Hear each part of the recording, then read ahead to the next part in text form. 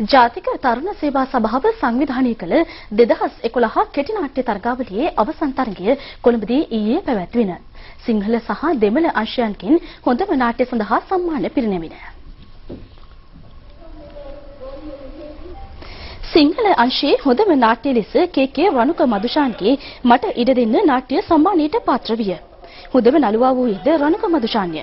දෙමළ අංශයේ ප්‍රථම ස්ථානය රෙජිනෝල්ගේ මුම්ටාහල් නාට්‍යයි. සිව සුබ්‍රමණියන් තුෂාන් හොඳම නළුවා සම්මානයෙන් පිදුම් ලැබීය.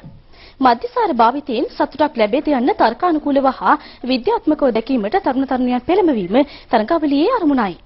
යෞවන කටයුතු හා නිපුණතා සංවර්ධන අමාත්‍ය ඩලස් අලහප්පෙර මහතාගේ ප්‍රධානත්වයෙන් සම්මාන පිරිනැමින.